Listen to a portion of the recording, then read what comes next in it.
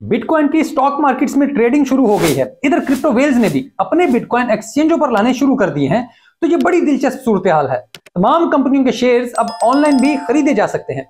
इब्तदाई ट्रेंड्स बता रहे हैं कि पैसा मार्केट में आ रहा है, लेकिन इन तमाम पॉजिटिव साइंस के बावजूद अब ये याद रखें कि इस मार्केट को समझना बहुत मुश्किल हो गया है। अब ये बिटकॉइन और क्रिप्टो स्टॉक मार्केट से लिंक हो गई है, तो किसी भी ऐसे शख्स की बातों में ना आए जो स्टॉक मार्केट्स और इस सारी गेम को नहीं समझता हो, क्योंकि अब ऐसे जाली हकीम मजीद खतरनाक हो गए हैं।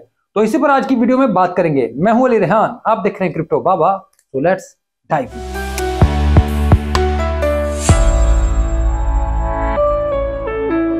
थोड़ा सा रीकैप। SEC ने स्पॉट बिटकॉइन ETF की मंजूरी का ऐलान किया और साथ ही इन्वेस्टर्स को कहा कि इसमें देखभाल कर इन्वेस्ट करें, वरना बहुत नुकसान होगा। लेकिन इन्होंने कर दिया। अब अगर आपको याद हो तो मैंने पिछले साल यही तारीख दी थी कि जनवरी से मार्च के दरमियान ये होगा, और अब ये हो गया है।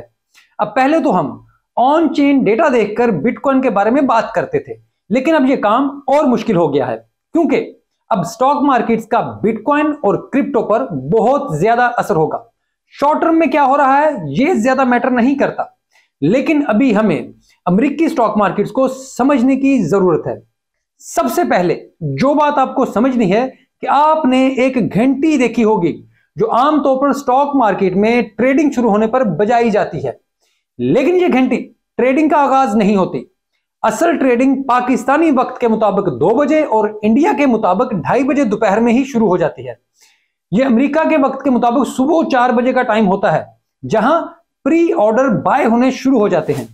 अगर आप क्रिप्टो पर नजर रखते हैं तो अब आपको इस डेटा पर सबसे ज्यादा नजर रखने की जरूरत होती है कि यहां क्या हो रहा है, क्योंकि यह डेटा सबसे अहम है।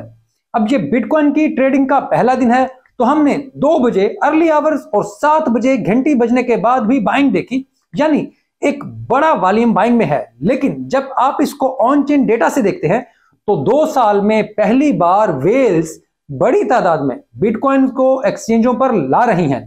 यह पहली बार है कि एक्सचेंजों पर इस अरसे में बिटकॉइन की तादाद बढ़ी है। शायद ये मार्केट को डंप करने की कोशिश हो, लेकिन मुझे नहीं लगता कि अभी भी कोई बहुत बड़ा सेल प्रेशर बना लेगा।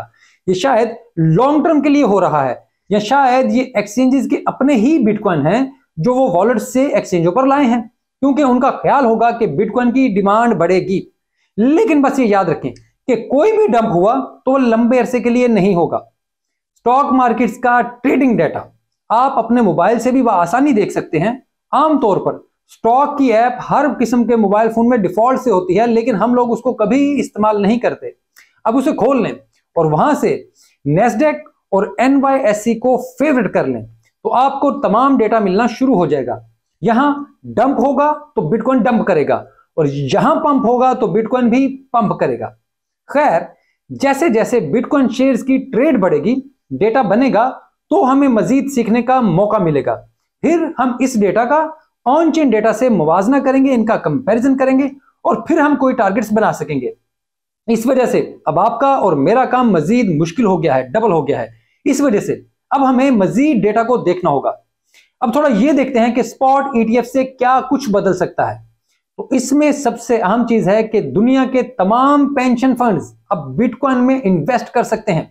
पेंशन फंड्स दुनिया भर में बहुत बड़े सरमायाकार होते हैं। इन फंड्स के पास अरबों डॉलर हैं, और आर्क इन्वेस्टमेंट के मुताबिक इन पेंशन फंड से बात चल रही है, और वही इनके सबसे बड़े खरीदार होंगे। दूसरी सबसे अहम चीज, सेलिंग ना करने का प्रेशर होगा। अब क्रिप्टो ट्रेडर्स के लिए मार्केट को डंप करना इंतहाई मुश्किल हो जाएगा।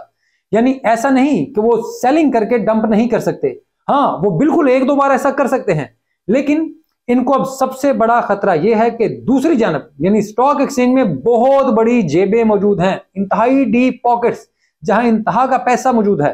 अगर वो डंप भी करेंगे तो वो सब कुछ खरीद सकती हैं और उन्हें कोई फर्क नहीं पड़ेगा।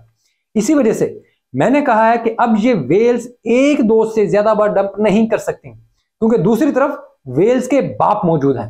उनकी जेबें इतनी बड़ी हैं कि उसका अंदाजा नहीं लगाया जा सकता। इस वजह से कई क्रिप्टो ट्रेडर्स परेशान हैं, क्योंकि उनका ख्याल है कि बिटकॉइन की स्पॉट ETF की वजह से पूरी गेम उनके हाथ से निकल जाएगी। इस वजह से वो किसी भी सूरत कोई बहुत बड़े रिस्क नहीं लेंगे, क्योंकि अब मार्केट्स में अरबों डॉलर के हिडन ऑर्डर होंगे, जिनकी वजह से मार्केट को कभी भी मुकम्मल बाय करके उन्हें निकाला जा सकता है। इस वजह से जब तक मुकम्मल डेटा सामने नहीं आता, वो किसी भी ऐसे लंबे पंगे में नहीं जाएंगे, कोई मुफ्त की लड़ाई ऐसी वो नहीं मोल लेंगे जिसमें कोई नुकसान हो। इस वजह से अगर इस मार्केट के खौफनाक ट्रेडर्स को अकल आ रही है तो प्लीज आप लोग भी एहतियात करें। स्टॉक मार्केट की ये बात याद रखें कि अर्ली मार्केट्स हमेशा गलत होती हैं। इस वजह से कभी भी फौरी इंपल्सिव फैसले ना करें। अभी कुछ अर्सा मार्केट को सेटल होने दें, नए इन्वेस्टर्स को अपना खेल दिखाने दें, उसके बाद फैसला करें। सबसे अच्छी बात यह है कि आप कुछ दिनों के लिए मार्केट से ब्रेक लें और गायब हो जाए, अपने दूसरे काम करें, मार्केट की फिक्र छोड़ दें, कुछ नहीं होगा, ये यही रहेगी।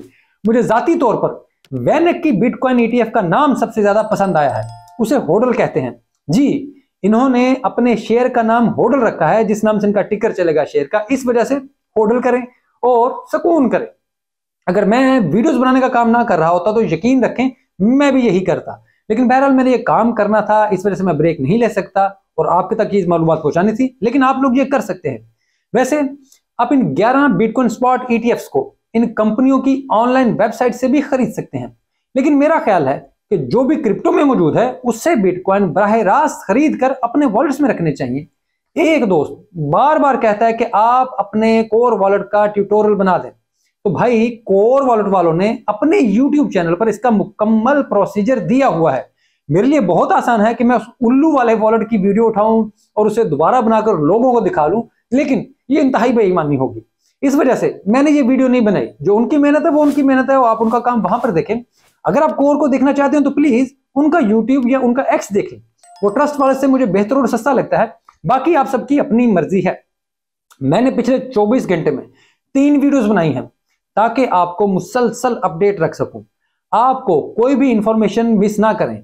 इस वजह से कहता हूं कि नोटिफिकेशन के लिए प्लीज घंटी दबा दिया करें, ताकि इतनी ज्यादा वीडियोस करने का मकसद एक ये भी था कि आपको पता हो कि जब भी कोई बड़ा इवेंट होगा, जब भी मार्केट में कोई बड़ी हैपनिंग हो रही होगी, तो मैं यहां बर वक्त मौजूद रहूंगा।